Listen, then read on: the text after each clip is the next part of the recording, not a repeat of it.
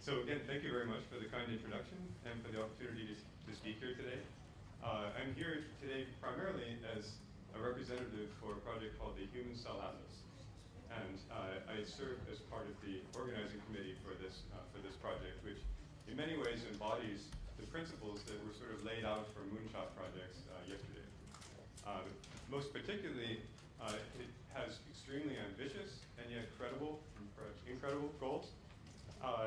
It involves disruptive technologies, and it involves international collaboration.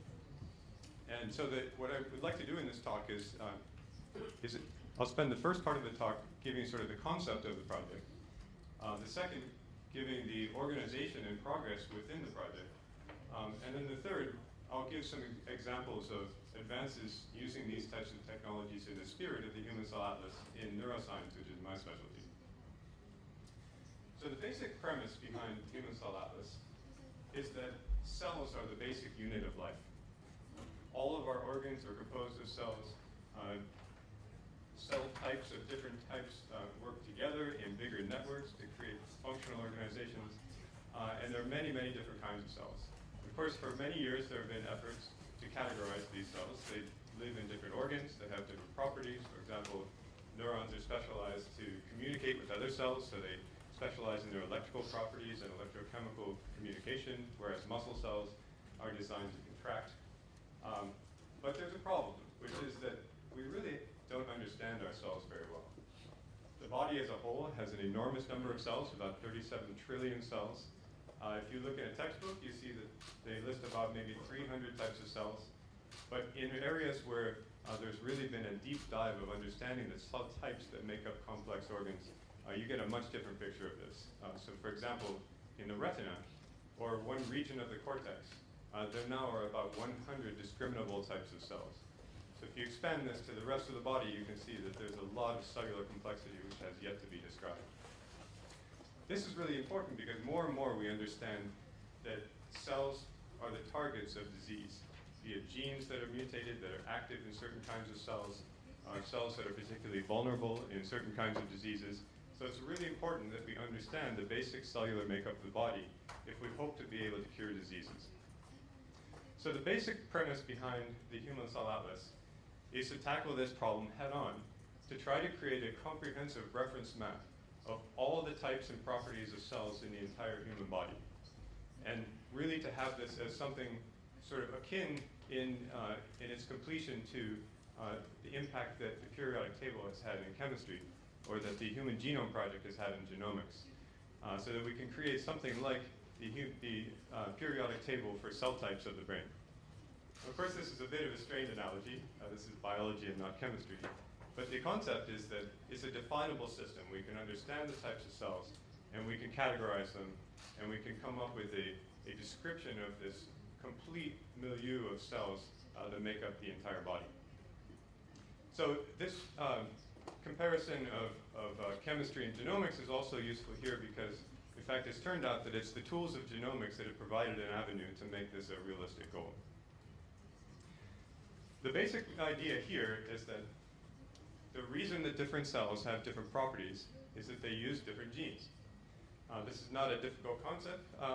The sort of central dogma of molecular biology is that whereas every cell in your body has the same DNA, not every gene in the genome is used in every cell, and is a distinct set of cells that gives each type of cell its properties. And it turns out that just as one can sequence the DNA of cells, one can also sequence the RNA of cells. And this process of moving from DNA to RNA is called transcription. A molecule of RNA is called a transcript. The complete set of transcripts in a cell is called the transcriptome. And now we can do these types of analyses at the level of single cells. And so that process is called single-cell transcriptomics. I'm going to define that term now because I'll use it sort of loosely through the rest of the talk, so you understand what we're talking about. It's the complete set of actively used genes. And it turns out that, that different genes use different cohorts of these cells, such that each cell can be defined by the usage of a different combination of genes. So here's a very, very simple schematic of this, that 3 different cells with 4 different genes And you can define the cells by differential combinations of those genes. In fact, that turns out to be the case. That there are very few genes which are used by only one type of cell. It's combinations of genes that give rise to very different cell types. So,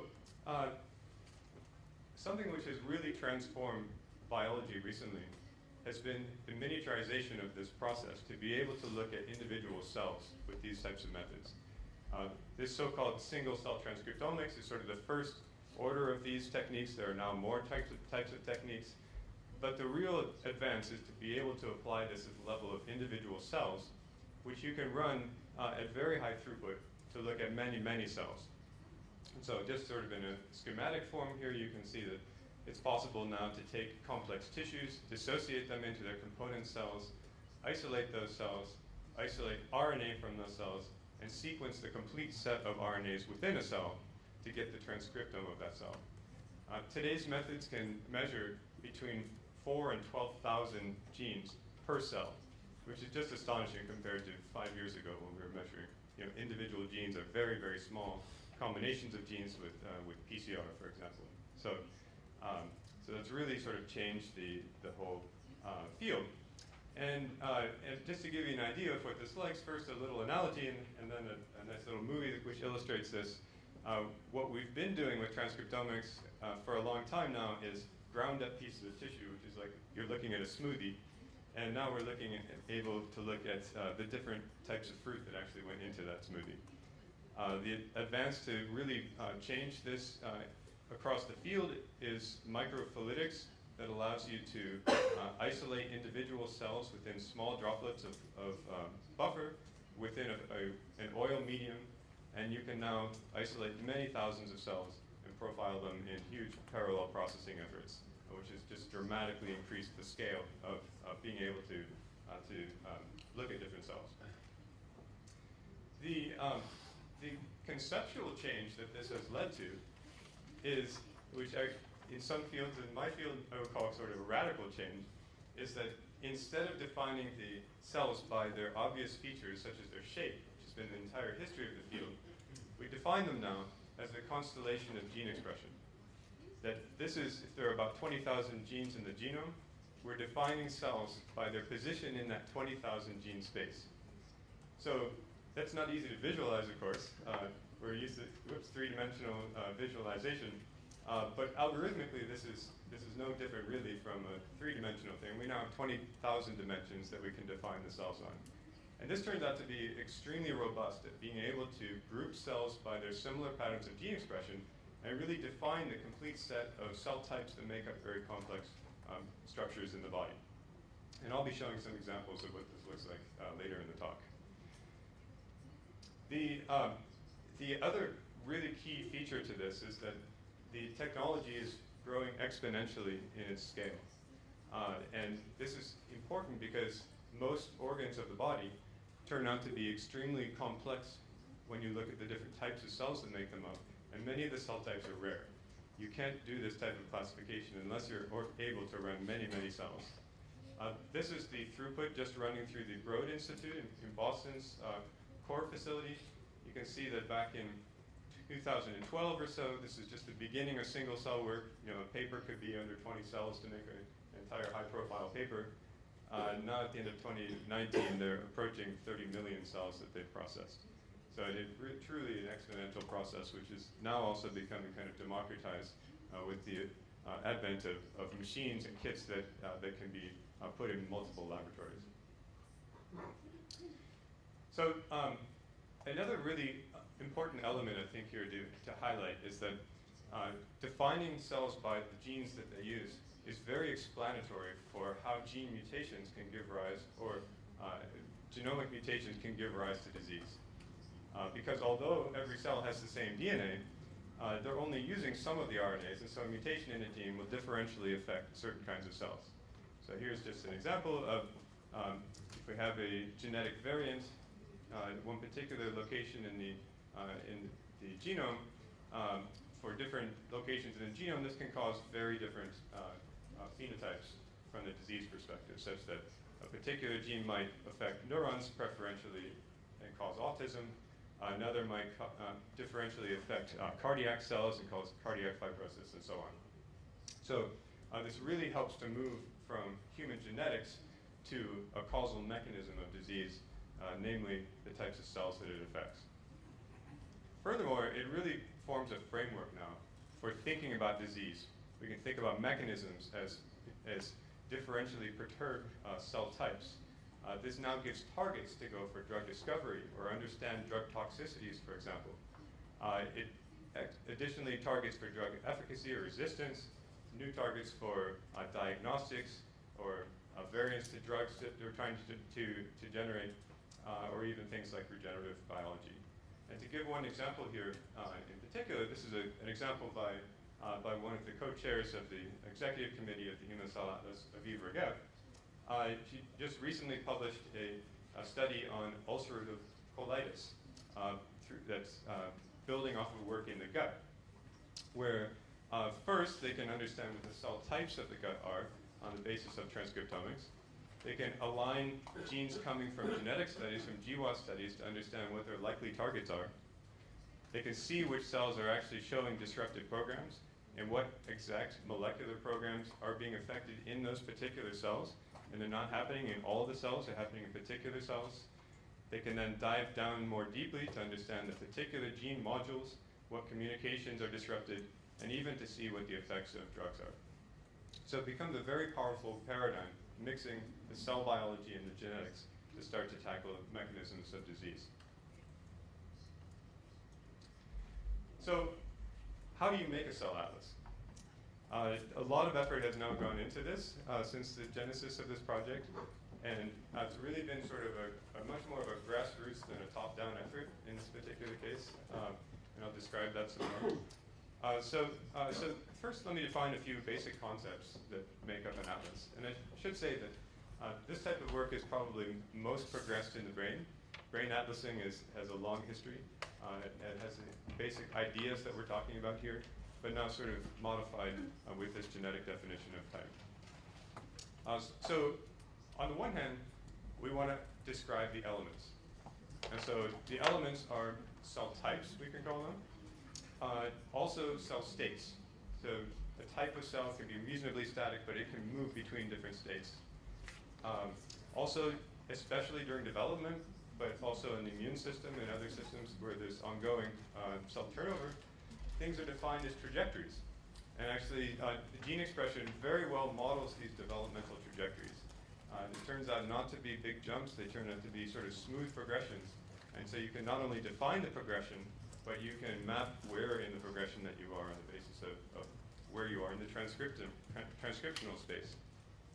Of course, organs are highly organized pieces of matter. And so beyond to sort of grind up the tissue and understand the types, we want to understand the spatial organization, the functional organization. So another big element of an atlas is understanding the histological organization of cell types. And then finally, mapping their position in the macro organ as a whole is an important component to this. So a lot of work is going on in the atlas about how should we sample across different organs to actually get a representative sampling. This has sort of benefited, I would say, from having a lot of people involved with this that have different ideas, although that makes it increasingly more ambitious to try to cover those various ideas. But the basic concepts are how many individuals does one need to look at, how much variation in that space, how one samples across an organ. This actually varies a lot from organ to organ, depending on the sort of stereotypy of that architecture. How much sampling is necessary to capture the variation across these structures, and to what extent one should capture the whole lifespan, spanning from development through aging, which is, of course, of particular interest to this conference here. In addition to the profiling of cells, trying to capture the spatial organization with histology is actually quite a challenge with very large organs to do with current techniques, as well as sort of an ongoing process of understanding the sampling that's necessary to capture cells at different proportions to give a really good representation of the full cohort of cells that make up an organ. Another element of these atlases are what are referred to as common coordinate frameworks. think of Google Earth, you want to be able to map your information back onto a position in that organ. And the brain is, again, perhaps the most advanced in this particular topic because the need for mapping functional imaging data back to a common framework has driven the generation of 3D coordinate spaces to do this. But actually there's also, I think, room for innovation in this space, that rather than thinking of a registration to a common averaged brain, you actually could reconstruct the atlas from its features instead, now that we have this kind of very high dimensional information coming across the brain. It's sort of depicted in this bottom thing. So let me now shift to describing the organization. A really kind of remarkable thing about this whole consortium is that it started with an idea. And it started recruiting like-minded researchers who thought this was a great idea. They started participating in such a way that there was no money involved, there was no funding behind this whatsoever. But people thought this was a good idea, and increasingly this has just grown into kind of a global phenomenon now. The original group, this is not just a US phenomenon here at all. The original group actually had representation from both the US, the UK, the European Union, and from RIKEN here in Japan. And it's really turned into an attempt to try to aggregate the talents of a large group of people who think that this is a really important thing for the field. So that has an organizing committee that now has about 35 members, spanning a variety of countries, with a smaller executive committee that actually spans the countries I just mentioned. There is a series of working groups which are member-initiated working groups to work on methods for data analysis, for standards, for ethics, as the project as a whole has sort of expanded its purview. And then there are many people who can register to be part of this, and we have regular meetings that move around the world as well to sort of sponsor this international cooperation on this. And I'll mention the demographics of the registry later, but it's an increasing group of people who really not only buy into the idea, but they buy into the idea of open science and contributing their data very frequently prior to publication, so that it can have bigger impact through being part of this bigger effort. A roadmap is now being sort of formed of how one can orchestrate somewhat of a distributed network activity to generate data across many different organs. This involves sort of organization around systems, to have organs and tissue, brain regions and cells, for example. There's a lot of work to sort of centralize some of the tissue collection, or at least the methods for tissue collection, so we have good provenance on all the tissue samples. Trying to get good representation across ethnicities and genders and ages, and then really sort of also trying to coordinate across a wide suite of funders who are all contributing towards this bigger effort. Another big effort within the Human Cell Atlas is really the establishment of principles and values around this, some of which I think are quite important to this community as well. Of course, at the top of the list is rigor, scientific rigor and quality, but also a big emphasis on community and being flexible to meet the needs of that community. Diversity is extremely important here, and equity, both at the level of the samples that go into the atlas, but also for the investigators that participate in the atlas. Transparency and open data sharing are key principles here. This is really something where we feel that we should follow in the steps of the genomics field, where it's quite normal to share your data and to make it very open. And there's no reason not to do that here as well. As well as issues of privacy and ethics. These are human specimens that are being used, and technical and computational innovation. The HCA has actually moved remarkably fast for such a big and complicated sort of organism. In 2016, we really had the kickoff meeting for this, and since then we've gone through a series of planning meetings, working on how to procure tissues, and then moving into the data collection efforts, which I'll tell you a little bit more about now, but also having these regular meetings around the world on a series of topics of importance for the project as a whole. I'll point out in particular that our most recent meeting was HCA Asia meeting in Singapore. And then our next meeting is in March of next year, which is an attempt to actually bring the Human Cell Atlas and register with other big consortium projects that are working in the same space, including the NIH Brain Initiative and the HubMap projects. So one of the organizational principles of the HCA is to group people by the organ system that they work on. And so we have a series of organ systems that now have many participants. And I'd like to mention as well, because this idea of whole body networks was mentioned, by trying to coordinate these different groups together, we also have the ability then to look across the different organ systems rather than having them as separate entities. And I also want to mention how quickly things move when you start to organize things in these ways. That technical innovation has quickly moved from one organ system to another. Ways of doing data analysis has moved very quickly. It's moving more quickly than anything I've seen in my career so far. And it's through this sort of cooperation and coordination, which is really driven by the desire of the investigators to do this. The different organ systems are generating lots of data, and this data is being contributed to the atlas as a whole. Just to give you an idea, in the skin group, they have almost 1 million cells that they've now contributed to this. So these are really just enormous data sets that are being generated now because it's possible with these technologies to do this. And so far, I would say many of these are still sort of in the large pilot phase, but they're quickly moving to a systematic approach that's going to span the entirety of these organs. Another thing that I'd like to acknowledge here is that, as I mentioned, these groups are forming around different organs. This has really been stimulated also by funding from the Cem Zuckerberg Initiative.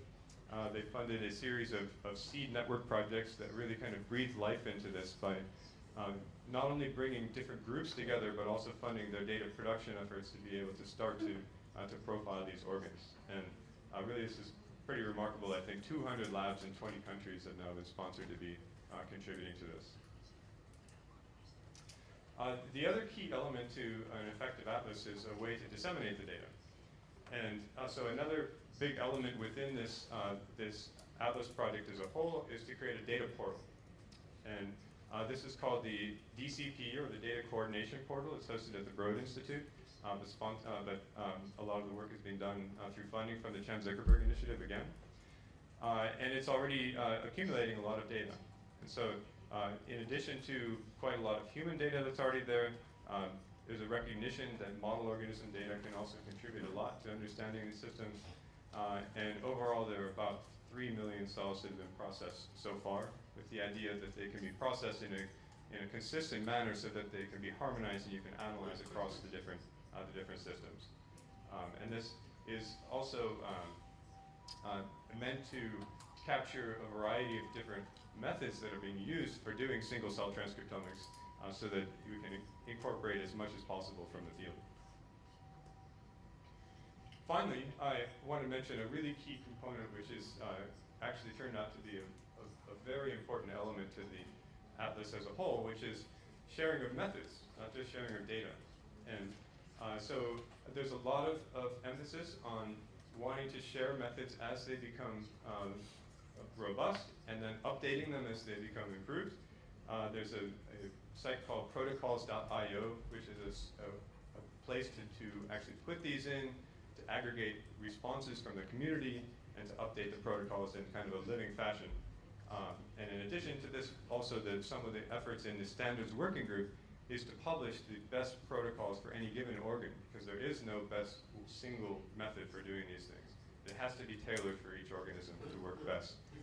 And the more quickly we can share those methods, the more quickly we can catalyze progress in that particular organ system. So with that, I'm going to shift gears now a bit. I want to move on to discuss some progress from my own work in the brain. And I think the brain is actually probably the most complex cellular organ But because of that complexity, it's also received the most funding to try to chart that complexity. And so it finds itself we find ourselves in the lead in creating atlases of brain cell types compared to the other organ systems. And the ideas that preceded actually the HCA to some degree are very, very similar. We want to be able to deconstruct complex nervous tissues into their component cell types in a manner sort of akin to a periodic table. In the past, this has been an anatomically based idea from the time of the grandfather of modern neuroscience, Santiago Ramon y Cajal, who used a method called the Golgi stain to look at the shapes of different cells. We need to be able to put this back into the context that is important for a neuroscientist as well, that this is not just a complex cellular system, this is also a circuit. And so you can think of this also as sort of reverse engineering a circuit or understanding the components that can be then used to build functional circuits. So this is really quite a challenge when you try to apply this to the human brain. In fact, this is why the great majority of work is done in the mouse brain, which maybe you didn't notice the little mouse brain up there. This is 1,000 times smaller, makes it far more tractable for doing things. But at the same time, we have a serious reliance on the mouse without ever actually studying the human because it's difficult to do this. It's difficult to have access for experimental work. The scale you can see is really a serious challenge. We simply haven't had the methods to be able to approach this. However, the transcriptomic approach really gives something which actually can work to help to solve this problem. So the basic idea is similar to what I've described, but now I'll actually show some real data, where we can take a complex piece of the brain, we can dissociate cells, and we can profile them. We can measure thousands of genes in each cell. And we can use that as a quantitative vector to be able to cluster cells with similar gene expression patterns. Simple idea, and it works. So in the case of the mouse brain here, this is a study published last year. If we focus on just two regions of the mouse neocortex, you can remove a piece of tissue, dissociate the cells into individual cells in this case, sort the cells, measure the genes, and now we can begin to cluster. And there are various ways of representing these things. This is called a TSNE diagram that groups cells by similarities, reducing this 20,000 gene space to 2 dimensions. Another way that's maybe a little more approachable is you can then discretize this into groups of cells in a cluster, which is a putative cell type. And the result from looking at one region of the mouse cortex is that there are about 100 kinds of cells in that small piece of cortex that can be differentiated. The complexity is, it's rather large. One has to get used to working with these kinds of data because you get the entire periodic table in one fell swoop. But at the same time, it is a remarkable snapshot that recapitulates much of what's known from the history of the field. The hierarchy of cell types makes sense to a developmental biologist. You have non-neuronal cells versus non-neuronal cells.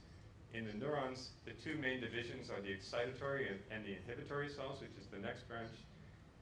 The next branch from that, for example, in inhibitory cells breaks down into groups that can be named by markers. In fact, some of the markers were developed by Japanese researchers many years ago and turned out to be to hold up across time. And then you have many, many more gradations across these.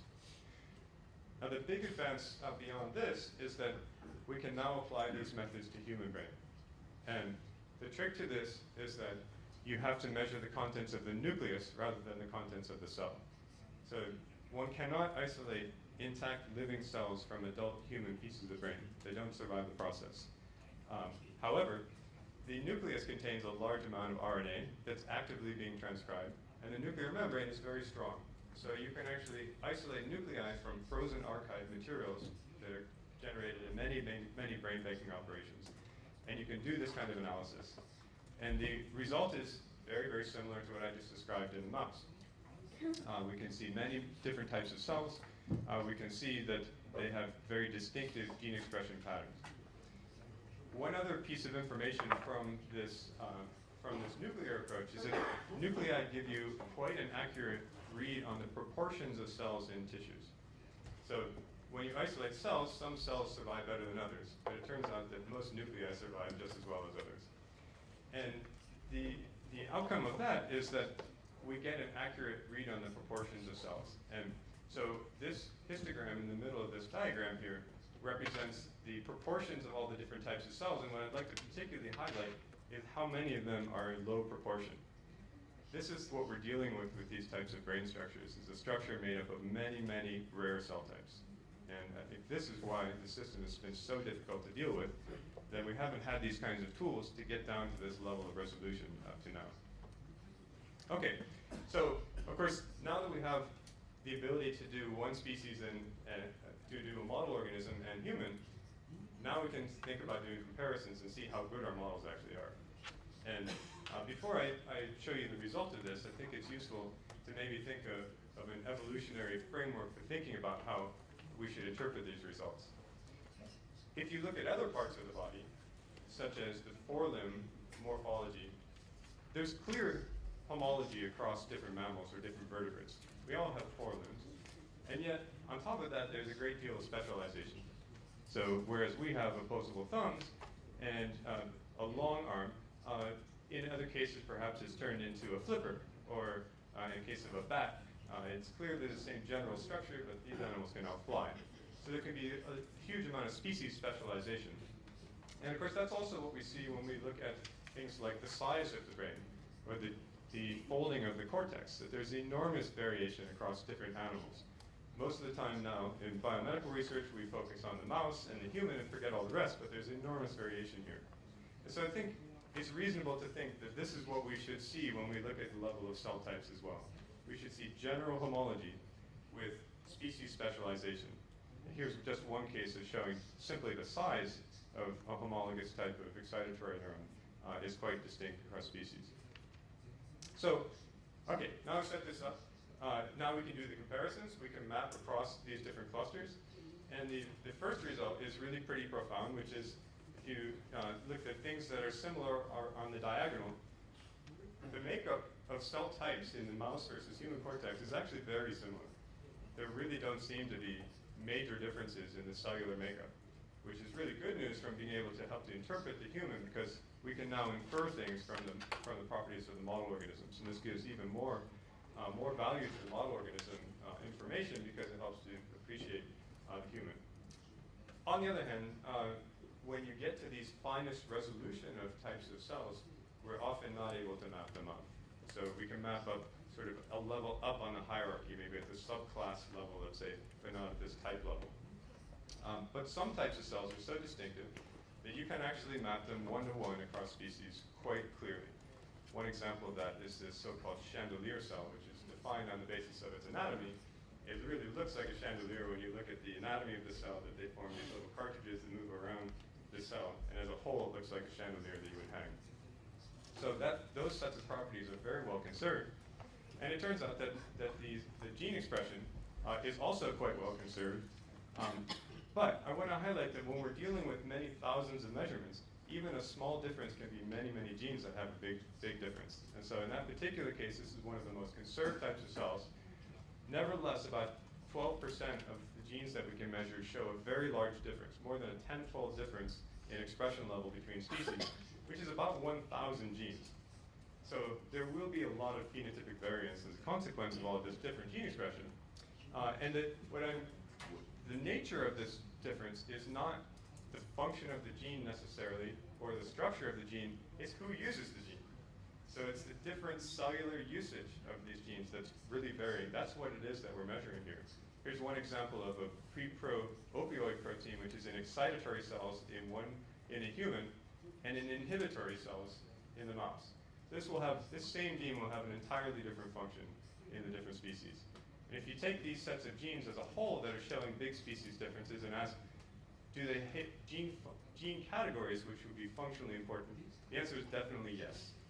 So you get gene families associated with all sorts of neuronal signaling, with neuronal connectivity, and the top on the list is receptors for serotonin, which is one of the most important neurotransmitters for neuropsychiatric diseases. So there's lots of value in the mouse. We can see lots of homology, but at the same time there are differences. It's very important to understand these differences so that we can rationally select model organisms to use, rather than sort of just knee-jerking into using what's available.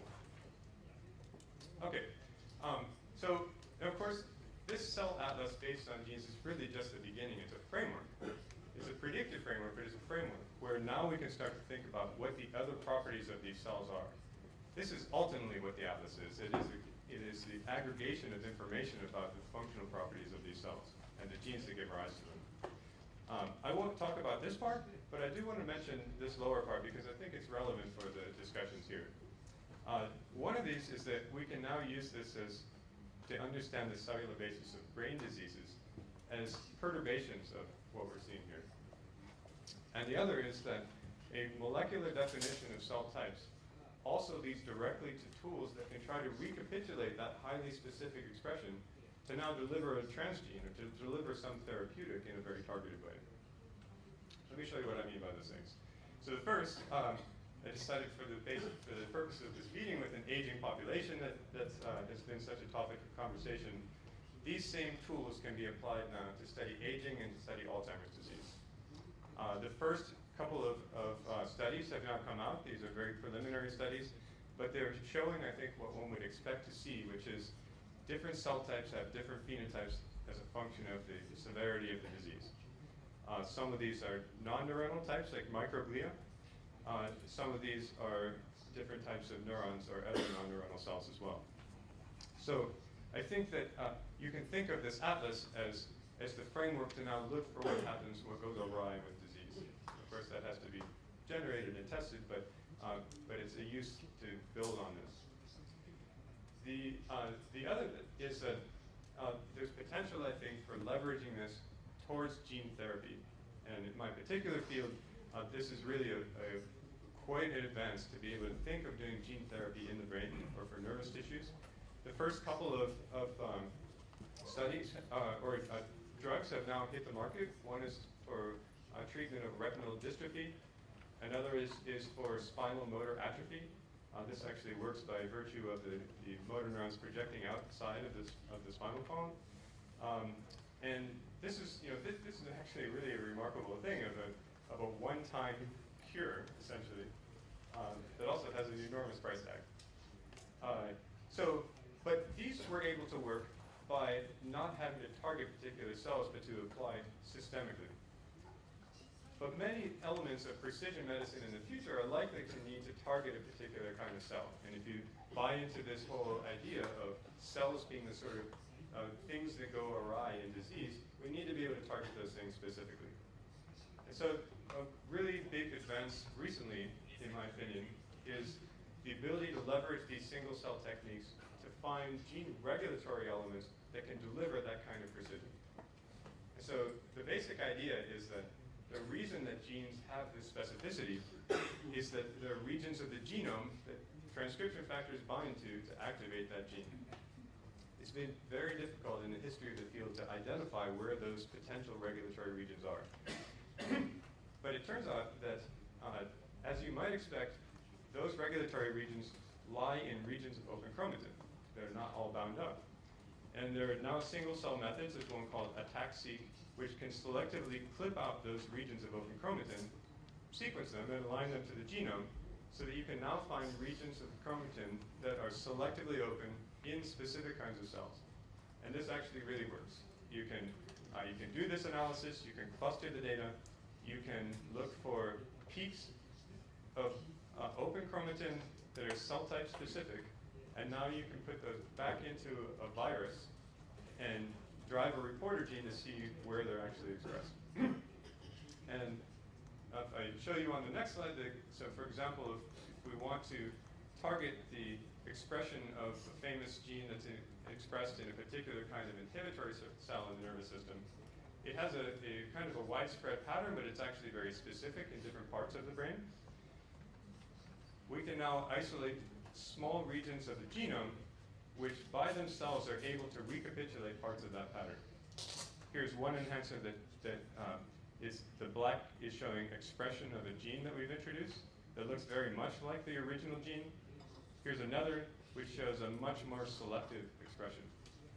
So I think you can imagine that if we start to understand the cellular locus of disease, we could start to do things like gene replacement or delivery of a therapeutic payload to target a brain disease in a particular kind of cell. Of course, this is not limited to the brain. This goes for any other organ in the whole body.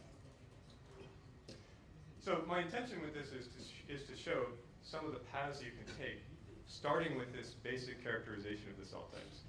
That a lot of things flow once you have this characterization that's based on the genes, because the genes become predictive, the genes allow you to selectively target, they allow you to predict other phenotypes of cells. So I want to shift back now just to wrap up on a couple of higher level concepts. The first is that, and I think in the spirit of, where is there a moonshot for the Japanese research community to participate in, I think we've really laid the foundation here for applying these sets of tools to understand disease better. And in this case, I would say diseases of aging. That you can now ask whether these types of disorders involve particular kinds of cells that you could detect early and intervene. We're now able to apply these and ask questions such as, are there some cells that are particularly vulnerable or particularly resistant that would be targetable? What molecular pathways are affected? What's the best cellular target that we could actually do something with? I also want to acknowledge at this point that a lot of the progress in the brain is sponsored by the NIH Brain Initiative, whose cell census network has really accelerated progress in brain. This year, or this coming year, will be the completion of the entire mouse brain, and as well as sort of the first draft of the human brain, and they're planning to do more work in the human moving forward as well. And so this is sort of far and away above other organs, mostly because of a concerted investment. But what isn't yet being done, at least through this, is a sort of similarly systematic analysis of aging or of degenerative diseases. Okay, let me wrap then and say some other messages about the Human Cell Atlas. Humans are diverse, and so are our cells. And this project is far too big for any single lab, any single country even. We should do this all together. And the HCA has been extremely embracing of a diverse community that would like to participate, and I think in return the community has been extremely enthusiastic about being part of this. At this point now there are really kind of remarkable numbers, I think. Almost 2,000 members representing 70 countries and over 1,000 institutes. In Japan, 29 institutes are represented already. And these are organized, as I mentioned earlier, into these groups working on different systems. Just to give you an idea, there are 200 groups working together on understanding the digestive system alone. So I think you can imagine how quickly progress could be made with this sort of concerted effort, as opposed to those groups all competing with one another and doing things in a small-scale fashion. If you would like to learn more about the Human Cell Atlas, this is extremely open and transparent. We have a white paper describing many of the things that I've been describing here today. There's also data available that you can access, as well as other publications coming from member contributors that are affiliated with the HCA. And I'd really like to sort of end by saying that I think there's a great opportunity for the Japanese research community to participate, to contribute, and to benefit from being part of this effort. So I'll close now finally by acknowledging also the funders. As I mentioned at the beginning, this really started in the absence of any funding whatsoever. But over time, many different contributors have helped to sponsor meetings, now moving into sponsoring data generation efforts, and even providing discounts on reagents to make these technologies more accessible to a much wider range of potential contributors. It's really just a growing enterprise at this point. So with that, thank you for your attention.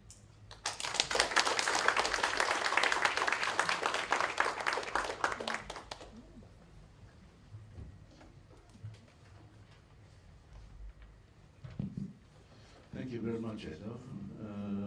Very informative and very exciting talk, I think. And now we have about 6 minutes, so it's a time to discuss. Please go ahead. First, microphone.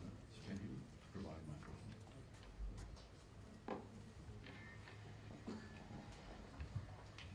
Masashi Yanagisawa from University of Tsukuba Sleep Institute.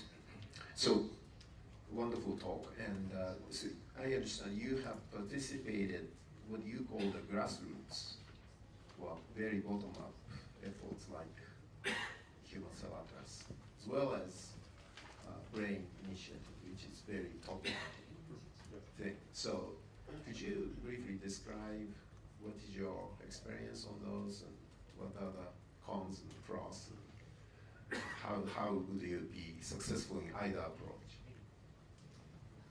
Yeah, that is an excellent question, actually, because the dynamics are really quite different in those two scenarios. The HCA, as I mentioned, it really has been very grassroots in trying to welcome others to join in, whereas the Brain Initiative started with more of a top-down idea that we should generate a census of cells. They went through their normal mechanisms to award to the top labs. And then after the fact, we were asked to work together. On the plus side of that, there was adequate funding to do a lot of things, and they were extremely flexible at the program level of modifying plans to sponsor or facilitate working together. And so in that case, over time, actually, the groups that are part of the Cell Census Network and the Brain Initiative have started to work very closely together. And we are coordinating so there's not redundancy. We're trying to get to actually start to answer questions that were coming up that weren't part of people's original things. And in that case, there's funding. And so I think that maybe is consistent with some of the things we talked about yesterday. Fund these groups and then be flexible, allow them to kind of chart their course to achieve the best outcome. The downside, perhaps, is that the motivation is not quite as strong for some of the principles. There is a mandate to share data, but maybe not quite so openly, quite so quickly, because the currency is still a bit more papers in that scenario. So I think that but honestly, they both work, and the HCA works as long as funding eventually emerges. It can't continue, entirely without any funding and pro bono work on that front. But that's been coming, and so I think there are two very different models that have both turned out to be effective. And now, actually, I put a lot of effort into trying to intersect them and even multiply that effect. Okay. Other question, please. Hi, so I'm Kenji Doya at the Okinawa Institute of Science and Technology. So thank you very much for a fantastic presentation. And that complete part list of the body and brain are almost ready. So, but especially for the brain, in addition to the parts list, we want to understand the circuit diagram. So, and indeed, Alan works on the connectomes project too. So could you tell us how this cell atlas could be linked to connectomics study in Allen or other places in the world? Yeah, no, so that's a great question.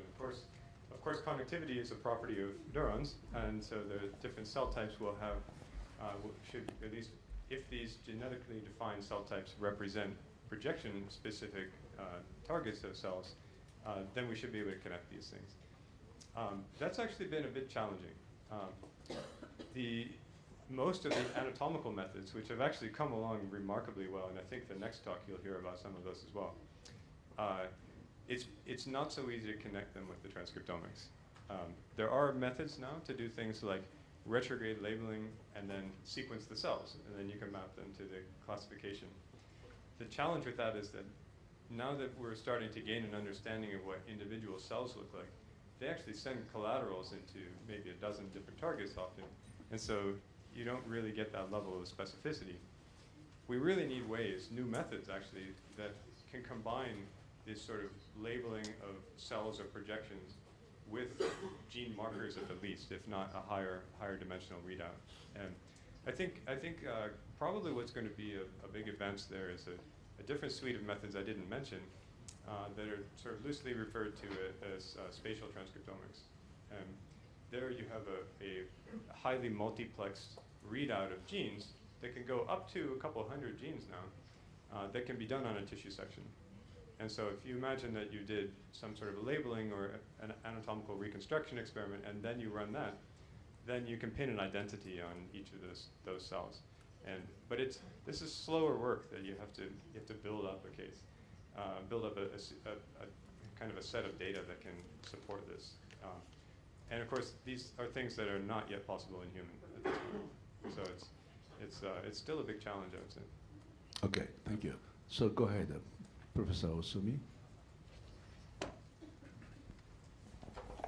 Hi, my name is Noriko Osumi from Tohoku University in Sentai, and I enjoyed Tokyo very much. So, at this stage, you're focusing on the common feature of the single cell level transcriptomics kind of thing. It's rather, how to say, the excluding a kind of individual individual difference. So, but thinking about a kind of the onset of the diseases, I think that individual difference, person-to-person difference, can be, how to say, very important, especially thinking about a kind of some aging, etc., etc.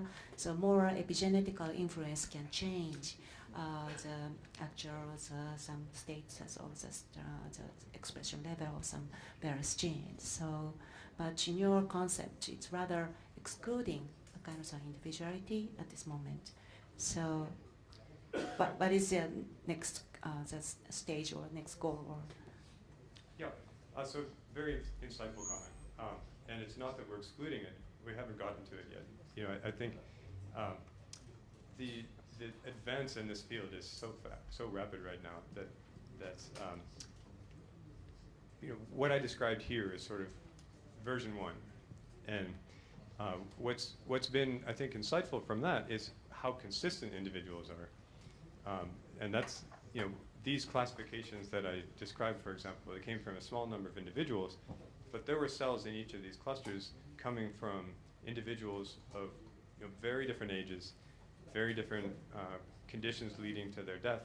Some were surgical resections that were acute, and some were post-mortem up to 24 hours. And nevertheless, these things are robust enough, you see them across individuals.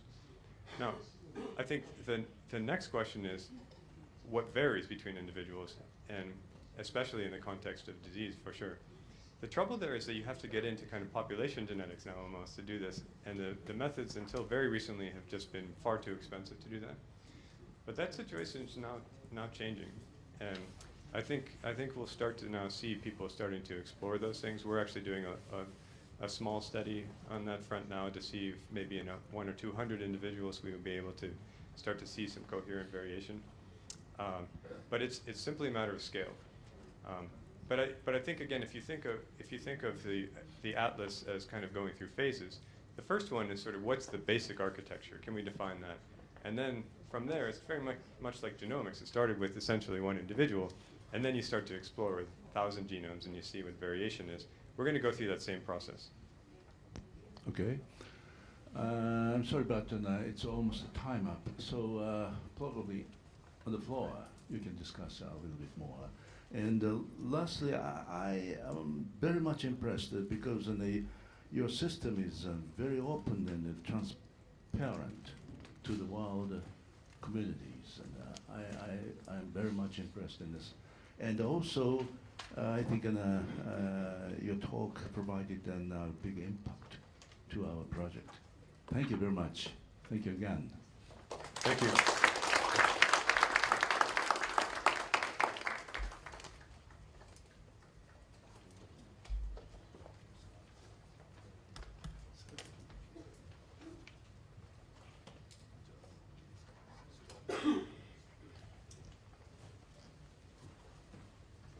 So now I'd like to move on to the second session.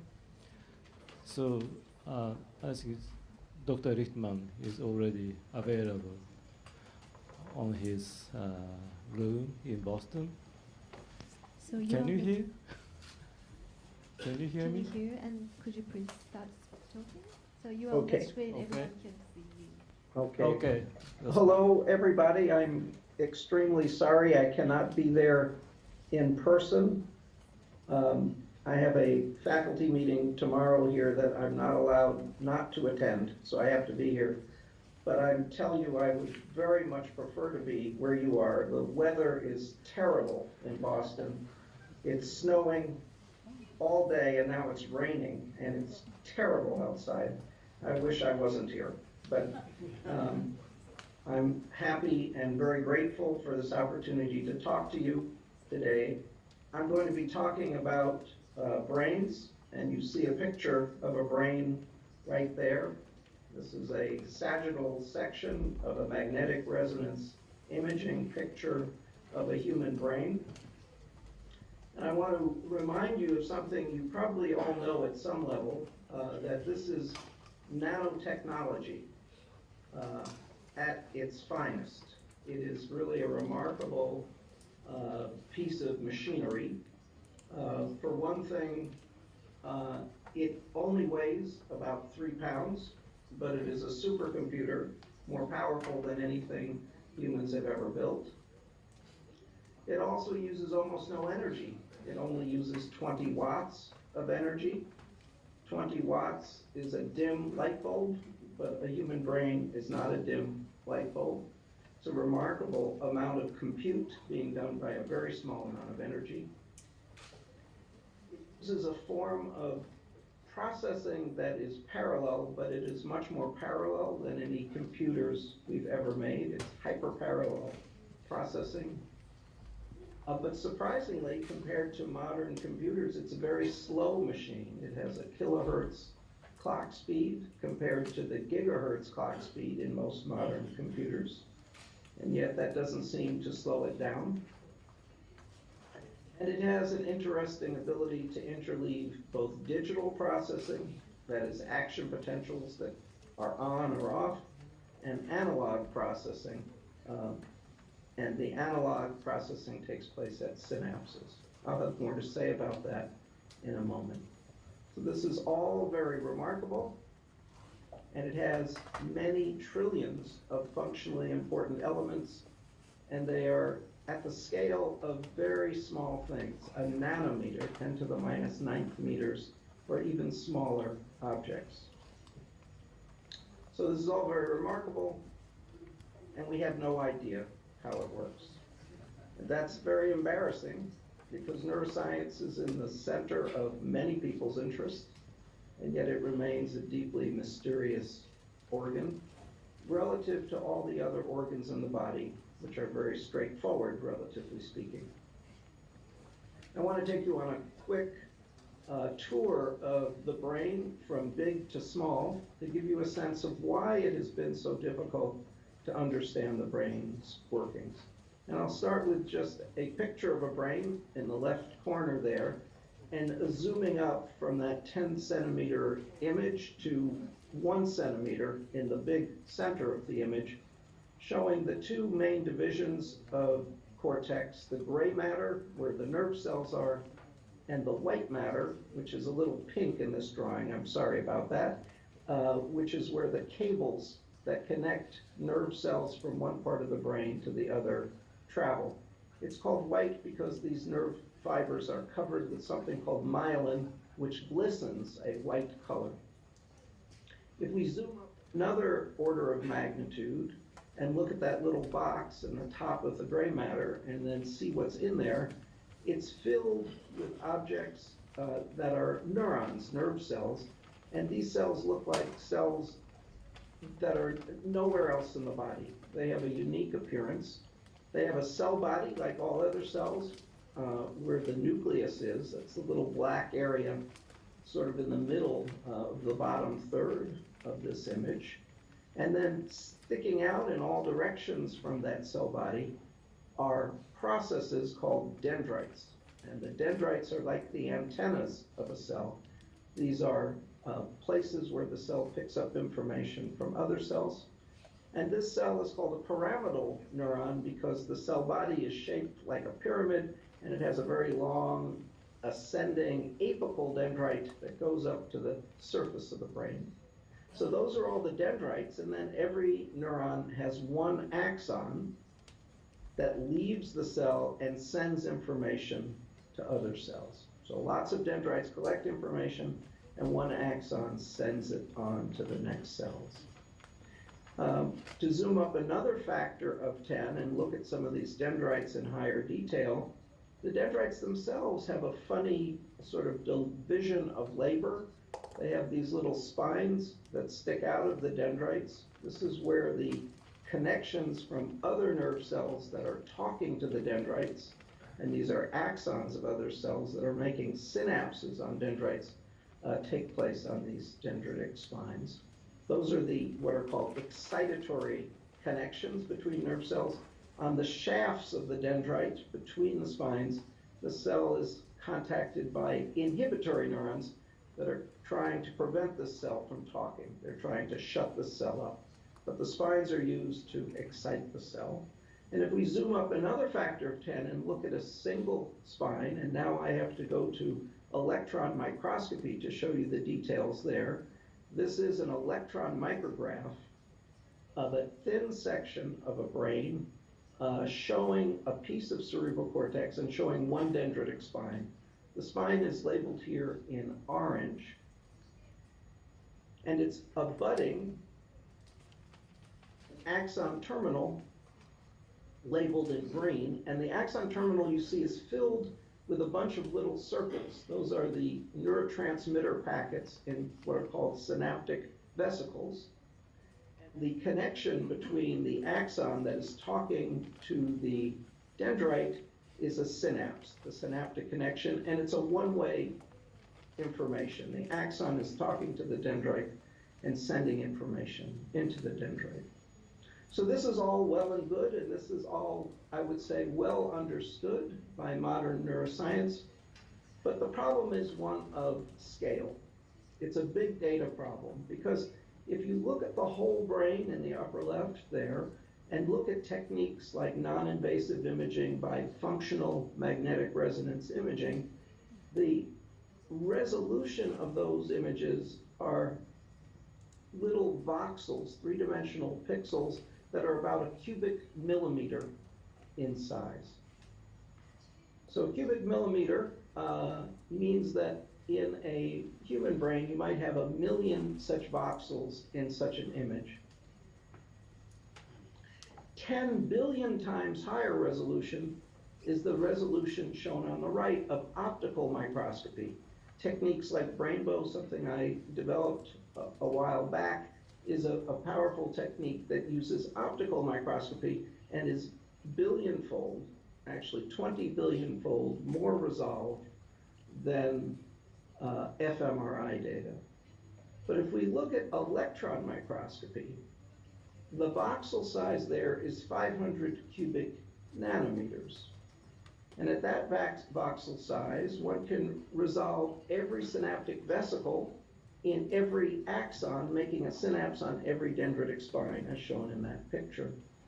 Those voxels of electron microscopy are much, much smaller than the voxels used in fMRI. In fact, they're 2,000 trillion-fold smaller, meaning that in 1 cubic millimeter of brain, there is 2,000 terabytes of data in the electron microscope.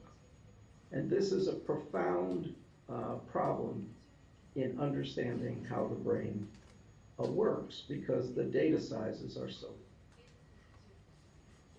So one of the focuses of laboratories like mine is to try to get a complete rendering of brain at the level at which every synapse is visible. And this is called, this field is called connectomics.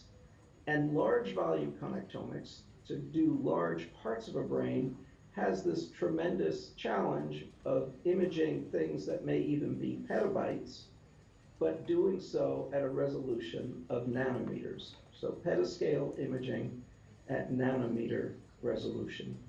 And this is what my laboratory and other labs like mine have been working on for a number of years.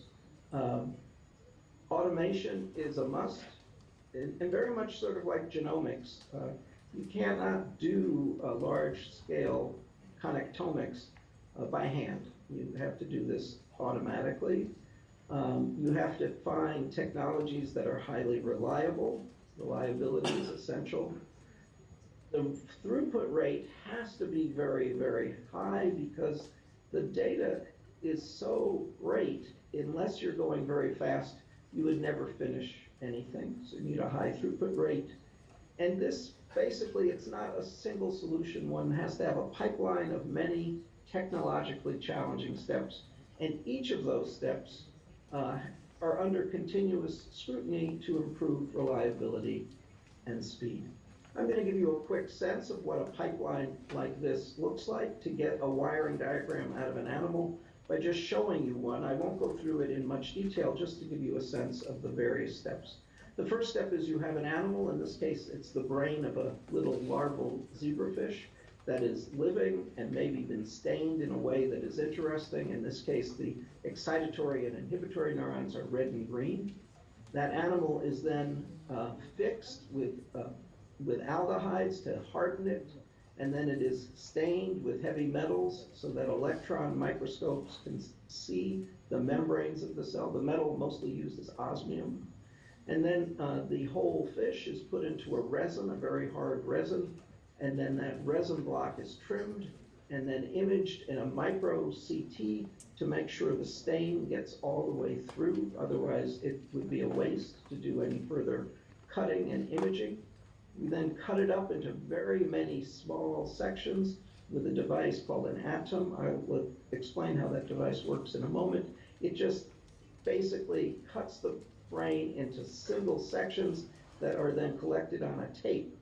And then the tape is collected on reels, and then the tape is cut into strips and put onto a silicon wafer, and the wafer is put onto a stage mount, and then the position of the sections are looked at with a light microscope, reflective light microscope, to map the position of each section on the wafer, so that automatically then the wafer and the wafer mount can go into an electron microscope, in this case a multi-beam scanning EM, and then all the pictures are taken automatically, and that's done through software control by a workflow manager, and enhancement and registration is going on all the time as this machine works 24 hours a day, 7 days a week.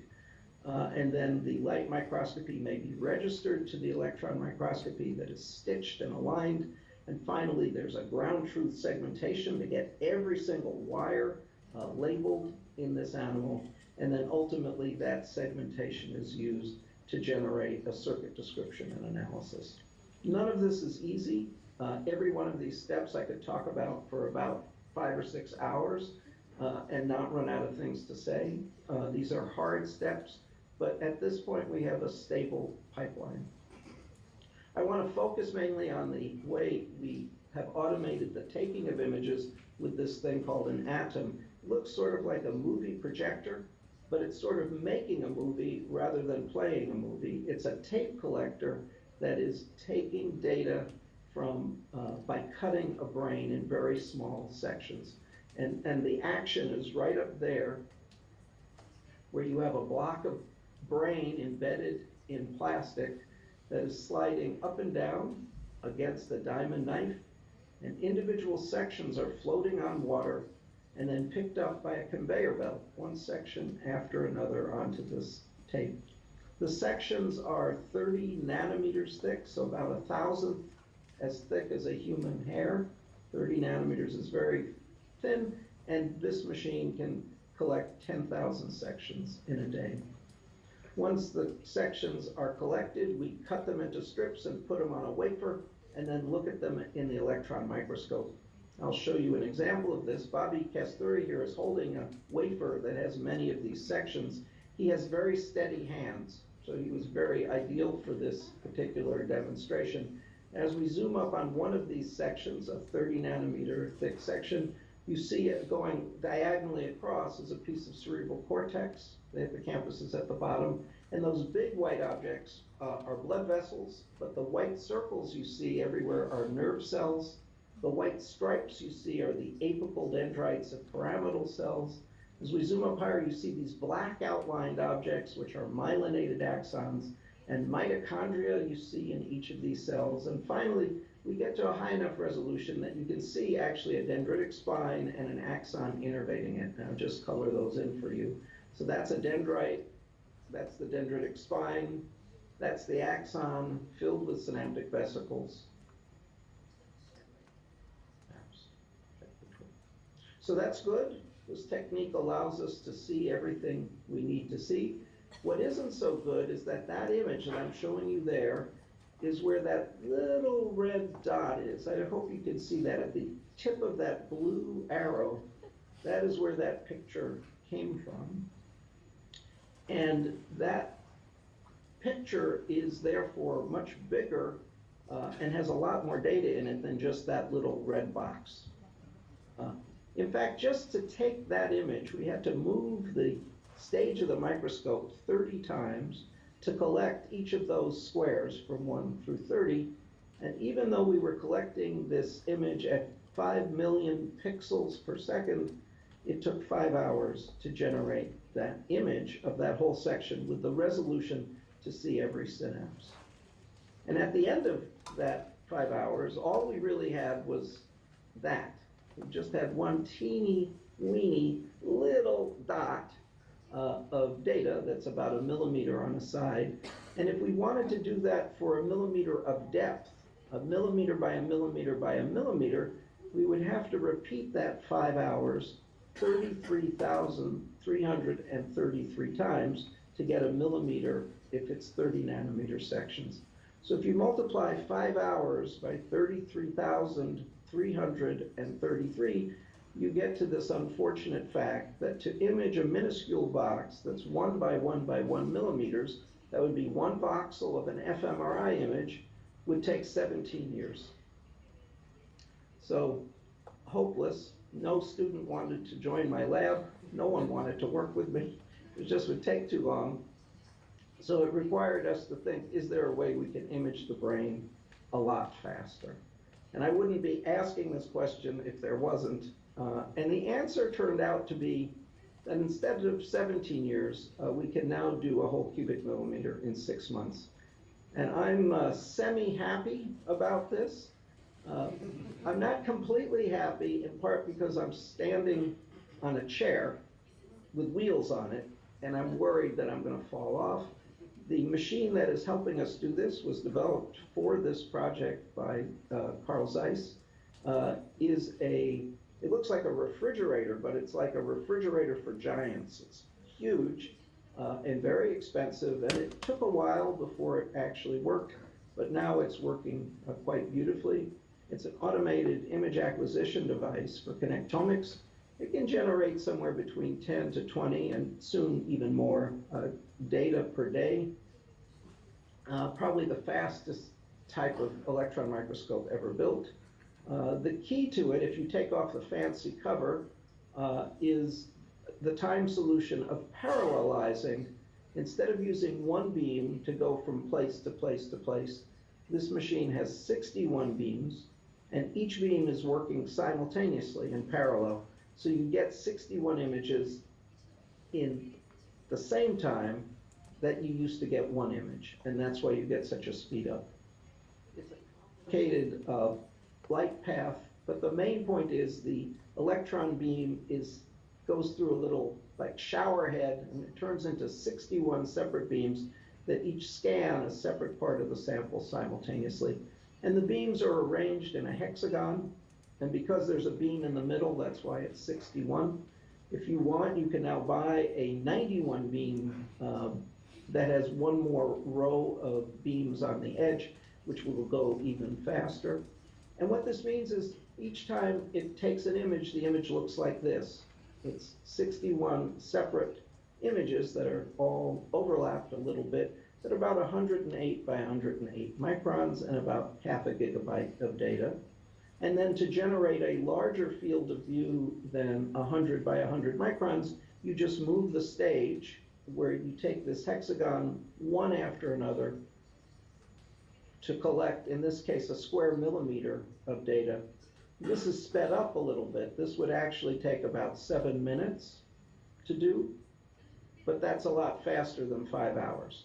So what used to take 5 hours now takes less than 10 minutes. which is pretty good. And then you do that for section after section after section. You align the sections, and then you can play a movie through those sections. And that is what you are seeing now. So this is a little view of a piece of brain where things are moving. Everything is moving, not because they're moving in time, they're moving in space. The black objects that are moving all over the place are these myelinated axons. The big nerve cells that appear and disappear, that have nuclei, are scattered around. The blood vessels, you see these big things with the white centers are there. It's impressive. And then once you have an aligned data set like this, you basically have a box of brain, a piece of digital tissue, if you will. And the digital tissue now allows you to ask any question you want down to the resolution of this data set. So this box, for example, is 100 by 100 by 100 microns. So it's 1,000th of a cubic millimeter. And instead of being 2 petabytes, it's only 2 terabytes. But in that 2 terabytes, every single thing visible in a piece of brain is available. If we zoom up at native resolution onto one little area, you see that the brain is just filled with wires that are in each section and cross-section, and many of these wires terminate in synapses. You see these places where there are lots of little circles inside cells. Those are axons making synapses. Right now, a nucleus of a neuron is appearing, and then as we go deeper into the sample, the nucleus and the cell body will disappear. That's the endoplasmic reticulum of the cell, and then we just see more of these wires everywhere. You can see if you just fixate on any one of these little objects, you can follow it from section to section, meaning that you could get the wiring diagram out of this by just coloring these objects in by hand. And that is basically what we began by doing. Daniel Berger made this nice program called VAST, which is a manual coloring book, but basically computer one. And in it, you basically color in an object, in this case a dendrite, a red dendrite, in section after section after section.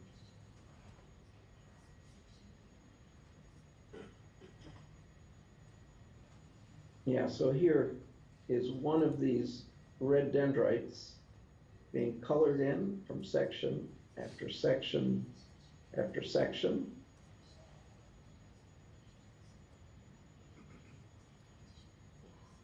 And that generates a three-dimensional object, the dendritic spines, and there attached to it is a green axon that he also colored in. If we wait a second here, we'll see that that green axon is filled with synaptic vesicles, as it should be, from one section, and there's the dendritic spine it innervates. So you can do that for not only those two objects, but basically every single object in a volume, and from that generate a three-dimensional rendering of everything in a piece of brain. Here, for example, are two apical dendrites, two of these pyramidal cell dendrites that were reconstructed in this way. And in this volume, we also reconstructed all the other dendrites in the same volume, and I'm just going to put those in now. So that little arrow at the top is pointing to the dendrite that's sticking out the furthest. And if we now go a step further, you see all the other dendrites, and they're really packed in there, but there have to also be axons in the volume making synapses on the dendrites. Here are all the axons. And it seems almost impossible that the axons and dendrites could coexist, but every space that wasn't occupied by a dendrite is occupied by an axon, except for the fact that there are also supporting cells, known as glial cells, that are also in that volume, that fill up every remaining space. If we put this all together, then you have the entire everything in this little volume, and that little arrow at the top points to the spine, the green spine that sticks out the furthest. To give you a sense of how many objects are actually there, I'm just going to play a movie for you now, which decomposes this object into its components. And we did this. We looked at every single object in that volume and identified all of them. And this was a big piece of work. This took about 5 years to do. And at the end, we were, I would say, somewhat surprised by the number of different things that are there. Many of them were expected to be there. There were axons and dendrites and glia, and there were different kinds of axons and different types of dendrites. And you see in the bottom middle, there were a few things there that actually didn't look like anything we'd ever seen before. And it's taken us some time to figure out what many of those are. Some of them still remain mysterious. There are things that we still see in brains, we've done a lot since this experiment, that are still quite mysterious to us. And one of the reasons is that you're seeing things at a level of detail that you may never have seen before. So here they go. There are axons, glial cells, and dendrites.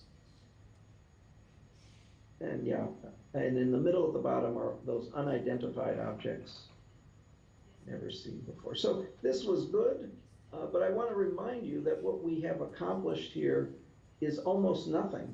If you look on the next slide here, the purple arrow shows the area that we completely reconstructed relative to those two pyramidal neurons where their dendrites went through. I like to show it big like this, but it is virtually nothing in what we actually did, and it took 5 years. But in there were 1,400 different axons, 193 different dendrites, 1,700 synapses, and that was a lot given how small that area was. And just shown in this next movie, you could see every synaptic vesicle in every axon. So this is the red dendrite and the axons that made synapses on its spines, and those little white dots is every synaptic vesicle. So we were pleased as a proof of concept that one could get a very good resolution here, but honestly, this was accomplishing something for something about the size of a trillionth of a brain. It was really not very impressive. And it raised the question, can we now do this at the level of resolution? If you press one more slide forward, yeah, can we do this at the level of resolution that is 10 million-fold larger volumes? And I want to talk about this now as our attempt to do this at scale. And this is a piece of human cerebral cortex from the middle gyrus of the temporal lobe that was removed from a living 43-year-old patient who had epilepsy. And in order to get access to the site of the epilepsy in the hippocampus, the surgeons had to remove a piece of the outer cerebral cortex to get their instruments in towards the inner parts of the brain where the hippocampus is. And instead of destroying that piece of tissue, we just put it in a beaker and fixed it, and then stained it, and then ultimately imaged it.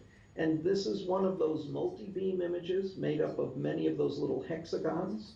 If you press forward one button, yeah, one of those hexagons, which is 61 separate images all taken at the same time. And this is, although it may not look like a big image, for us this is quite big. It's 2 millimeters or 500,000 pixels by 3 millimeters or 751,000 pixels. So this image is 375 gigabytes. It's 30 nanometers thick, and we took 5,500 sections for a thickness of 165 microns. or 2,000 terabytes, 2.06 petabytes, or which doesn't mean anything to me, it's too big a number, but 2 billion megabytes I appreciate is a very big number. And so that data set looks like this. If you press 1.4, yeah, it's looks sort of like a piece of pizza. It's a sort of pizza-shaped object where the thinner edge is the white matter and the wider edge is the surface of the brain, where the pia matter is called. And you can see the nerve cells in there and a big blood vessel running through the center there. The hardest part of dealing with this was that the data was so large, aligning one section to the next was not trivial. And as we were struggling to do this, a friend of mine who works at Google asked if we had a big project that they could help us with. And I said, amazingly, we have a project so big, I'm not even sure you can help us with it, but they were interested in trying. And Viren Jain, his group works in Google's AI division, decided first to align this data set. And I'll show you the alignment by looking, as we zoom in now, not just to higher magnification, but actually zooming into the volume, that the alignment is quite beautiful. So these things you see are, again, nerve cells are the big circular objects, and then myelinated axons running all over the place, and the fine stuff are the little dendrites and unmyelinated axons. And right in the middle here, I'm not sure you can see, is a dendritic spine right there, with a synapse from an axon filled with synaptic vesicles right there. And right under it is a myelinated axon. And, you know, maybe as you just heard in the previous talk about the molecules of mice and men, human brain also looks like rodent brain. It's just, there's a lot more of it, but even an expert would have a hard time telling you whether you were looking there at a human or a mouse. You can segment this data to see all the nerve cells, and this is all the nerve cells. You see they're sort of in layers. If I turn the movie on by just, yeah, you can see that the cells are densely packed, except in the most superficial layer, where there are a lot of blood vessels, but very few nerve cells. And you can see the apical dendrites running up the brain as those white stripes everywhere. You can also see that the brain is layered. The layers go from layer 1 through layer 6, and then the white matter is on the left. Coming from the white matter are a lot of myelinated axons that are from other parts of the brain. You can also segment those, as shown on the following slide. This is all the myelin, and it is also in a layered structure and a complicated structure that is quite beautiful to look at. But this is not that challenging. The real challenge is to see each individual cellular entity as a separate object. And to do that, you have to take advantage of human tracing that we did with this program VAST that Daniel Berger developed, and then use that as classifier data, as ground truth data for a convolutional neural net. And Viren Jain's team are experts at using machine learning to generate segmentation. And I'm going to just show you what they've done for us. For me, this is quite a remarkable example of the power of artificial intelligence in the next slide. So we're zooming up again on the same data set, but now every single cell, every single process, every single cellular element has been labeled with a different color and actually a different identifier.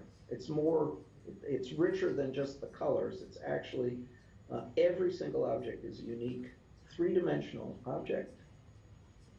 And you get a sense, I think, of the scale of what they've done. This is just the first 600 terabytes of the 2 petabytes. We should be getting the entire thing in the next few weeks.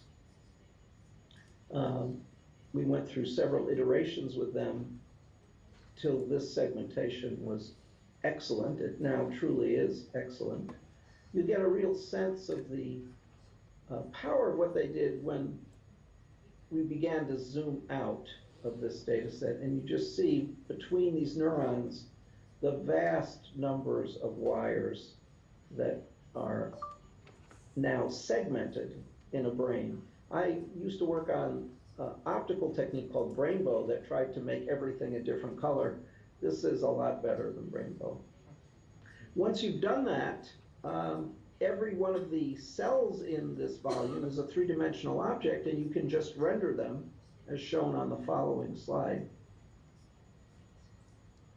So those are all the cells, and you see in the wide part, the top part, there are cells in layer 1. They just don't look like the rest of the cells because they're all glial cells, and glial cells have that sort of starburst appearance. There are glial cells everywhere, but there are very few neurons in layer 1. So the very right end, there's not too many neurons, and the very left end, where the white matter is also, there's not too many neurons. We can zoom up on a little area in here and just see this remarkable menagerie of cell types. And if you pull one of these cells out and look at it, as shown on the next slide, you see that they're just gorgeous. You see all the dendritic spines, you see the very fine axon, and every one of the cells is like this. And they're all automatically traced, not by humans now, but by artificial intelligence. And this is one of 25,000 cells or so. One of the nice things that Google has done for us is it's sort of like Google Earth in a sense. You can just zoom into any part of this volume and click on objects. If we go to the next slide, here is a piece of the data set at the border from layer 1 on the right to layer 2 in the middle. And I can click on 2 cells, and if you press the next button, you'll see these cells here. Just click one more. Yeah. There's a green cell and an orange cell there, right in layer 2.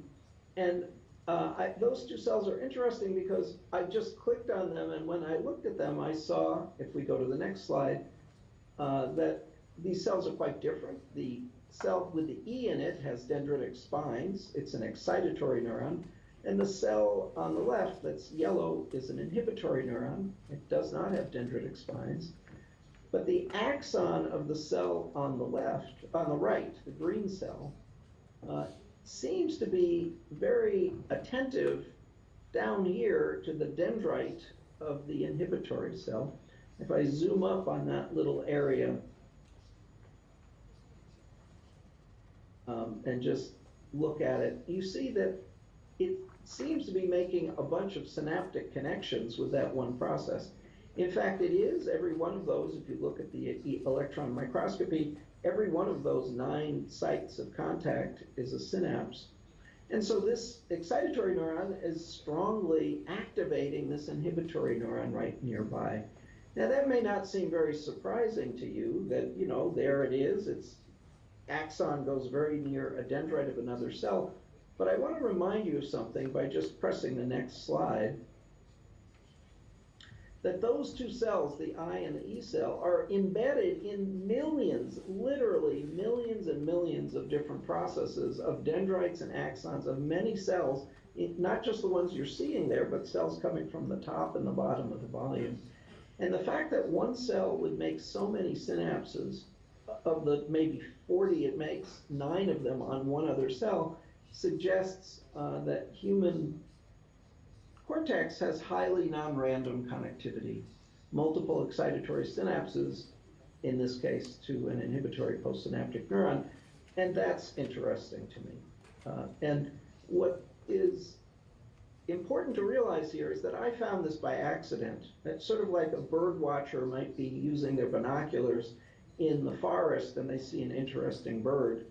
This is not the way to study a volume that's 2,000 terabytes. By just looking and hoping you find something interesting. One has to find these kinds of motifs automatically, and that means in addition to getting the structure of the cells, one has to identify every synaptic site. The next slide just shows how this is done. Again, we classify a bunch of synapses, and then we gave Google's team, Tim Blakely in this case, a whole bunch of synapses, and then their artificial intelligence network figured out what synapses look like. And every one of those red-green pairs is a synapse not defined by us, but defined by their artificial intelligence. And they're over 99% correct. There are very few false positives or false negatives. So now we can generate, as shown in the next slide, all the synapses in a box, let's say that's 10 by 10 by 10 microns, or in a box that is 20 by 20 by 20 microns. And once we were satisfied that it was doing a good job, we then said, okay, how about a box that's 50 by 50 by 50 microns? Or what about a box that's 100 by 100 by 50 microns? All the synapses in there. And once we could do that, we knew we could do something very big. Here is a 200 by 200 by 50 micron box, 166,000 synapses. And we were then ready to do the whole volume. Now, and we did the whole volume. I just don't know how to show you the whole volume because it had, as shown in the next slide, 53 million synapses. So this image is actually showing 53 million dots, but they're so close together you don't really see them. You can zoom up on this. I guess you can't really zoom up on this in the way we've got this here. You just have to trust me that if you zoomed up on this, you'd see a lot of little dots, but they would not be very useful to you. They wouldn't be very useful. But because the dots are synapses associated with cells, you can take a particular cell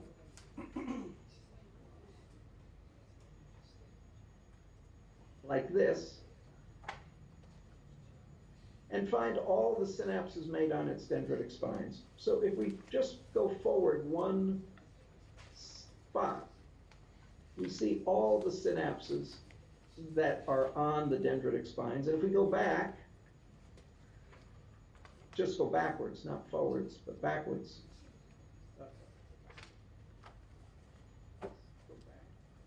Forwards, it's very Christmassy.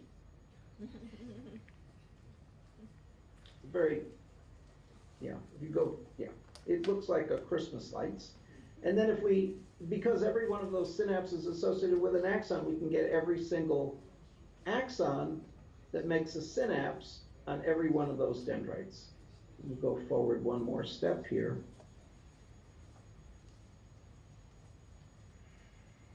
So go forward one more step. Can you go forward one more step here? Yeah, good.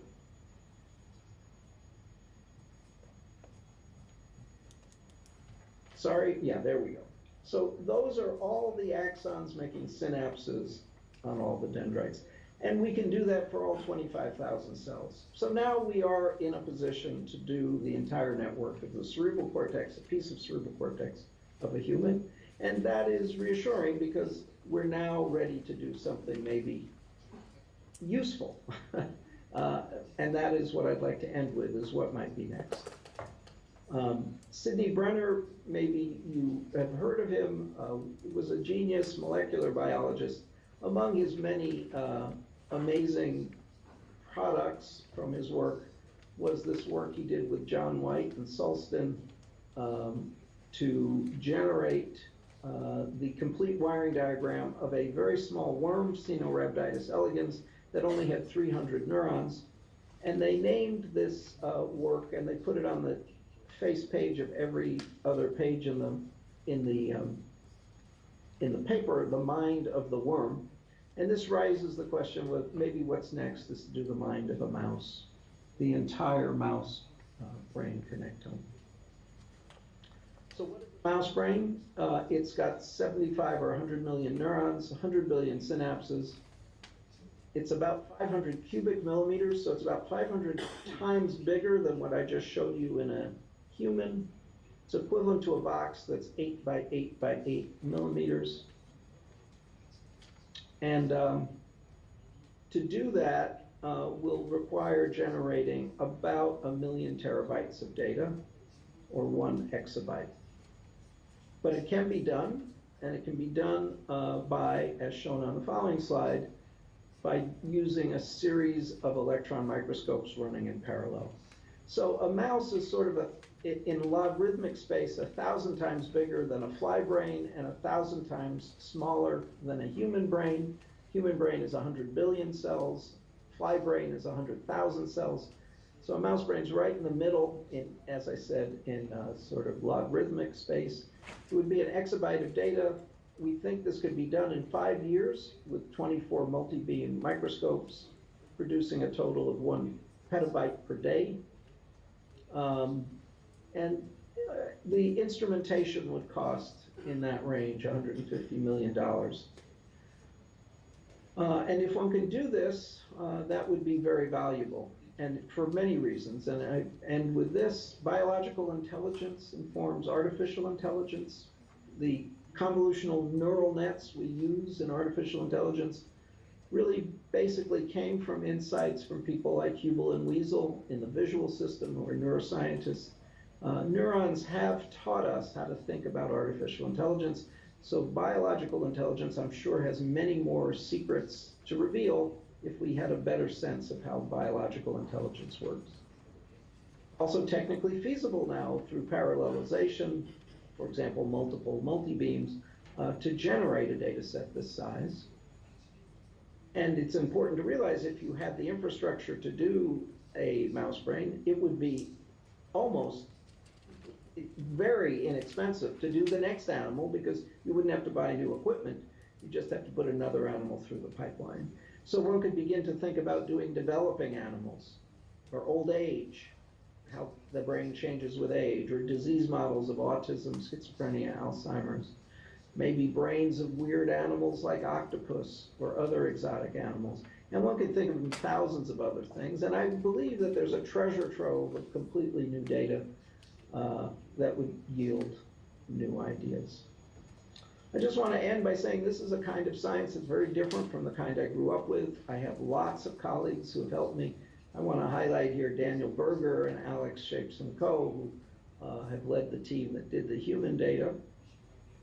Lots of collaborators, and I want to emphasize we would be nowhere with that human data without Viren Jain and his team at Google, and the multi-beam team that built this amazing microscope at Zeiss.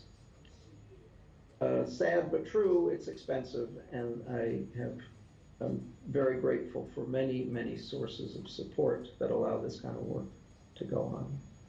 So I think I'll leave it at that. And I don't know if we have time for a question or two. I'm happy to answer some if you'd like to ask them. Thank you very much.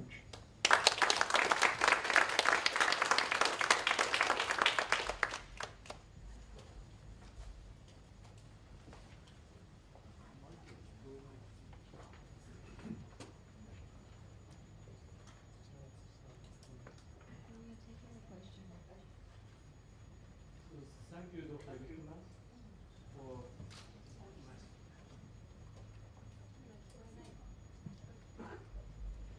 Can you hear me? I can. You can, okay.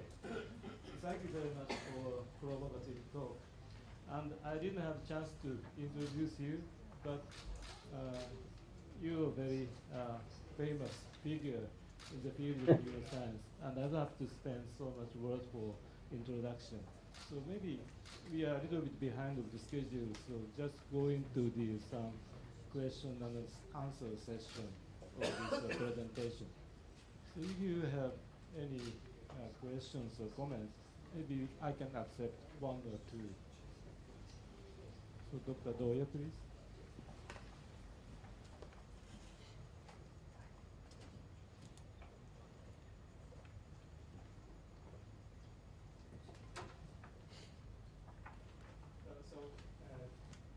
Hi, so I'm Kenji Doe at Okinawa Institute of Science and Technology again. Thank you very much Hello. for presenting wonderful new development of the measurement and computation. So now that you can identify all the cells and the synaptic connections, and then by assuming a certain strength assumption for those excitatory and infiltratory synapses, you would be able to run a dynamic simulation of neural network models. Has that been already envisioned, or do you expect any technical difficulties? I'm sure there will be technical difficulties, but but I think it, of course, is the direction one would want to go, is to start running models. One interesting thing here is that you could activate any cell in that cortical network and see what cells would be activated and what cells would be inhibited downstream, and you could see what cells would be activated and inhibited downstream of them. You get that automatically. You don't have to do anything really. It's built into the way the data is set up, and it's not it's actually a brain. You know, it's a piece of brain. So you would see where the cells are that would be activated, and you could change the activity patterns. You could activate excitatory neurons and inhibitory neurons simultaneously or in sequence and see what happens. I think this is a very interesting direction that neuroscience can go. And this has been tried in C. elegans, you may know, but in C. elegans and also in Drosophila, the identification of excitatory and inhibitory neurons has never been very successful. So it's been very hard to do it there. But here we know that. We know which ones are excitatory and inhibitory. They're very different in their appearance. So one could make models that might be quite interesting. Unfortunately, they would only be the intracortical circuitry. There are lots of axons coming in from this area, and of course the neurons, every one of these pyramidal neurons send their axons out, and that's a black box at the moment. But probably if you do it in the mouse, so before taking a tissue, Yeah. you can do a two-photon imaging to record the activity and then see if you can reproduce. Right, yes, in fact, if you could do a whole mouse, which is what I'm arguing for, then you could actually really do everything. You would be able to get the output of every cell in a behavior and the input as well. So I think it's a very exciting time coming forward. Thank you very much.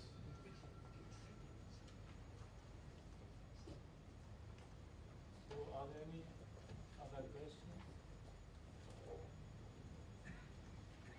Please.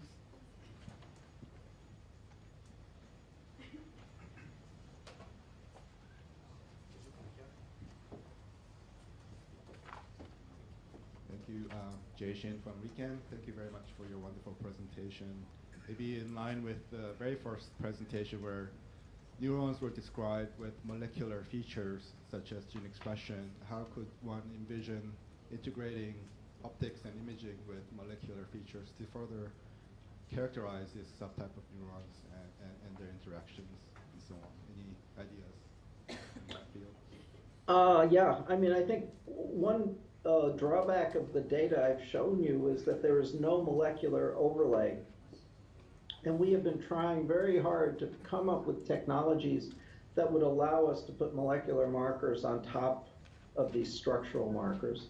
And one thing we published last fall was the use of fluorescent nanobodies, which we can get into cells without having to permeabilize them with Triton, which may seem like a big deal, but for EM, Triton is death. It just ruins everything. So you have to keep the membranes intact. So we now have a technique where we can put color into cells and we can identify cell types. That may be somewhat useful.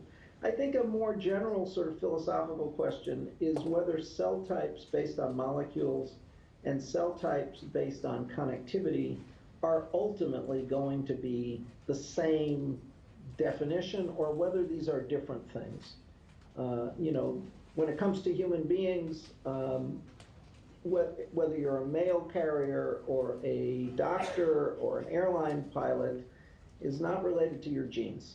And it may be that a certain degree of cell type development gives a cell a phenotype that is related to where it was born rather than what genes it expressed or what genes it expresses later on, that some of it is truly structural. It's where an axon ends up, but may not be because of molecules. I don't know. I think it's an open question, the degree to which molecular delineation of cell types is the whole story. I think it's going to be an important part of the story, but is it the whole story? are we going to find cells with the same genetic markers that have different phenotypes structurally, or are we going to find cells with different molecular markers that have the same structural phenotypes? Both those things seem possible to me. Okay. So if there are no more questions, maybe we have to close this session. And I'd like to thank Jeff again. Thank you very much. My pleasure. Thank you.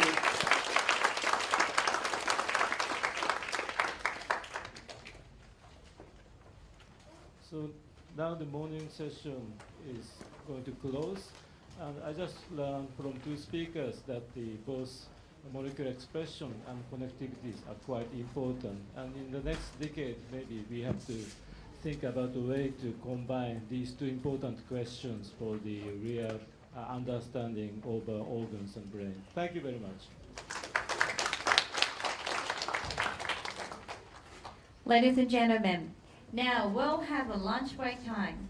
The afternoon session will start at 12:20 p.m.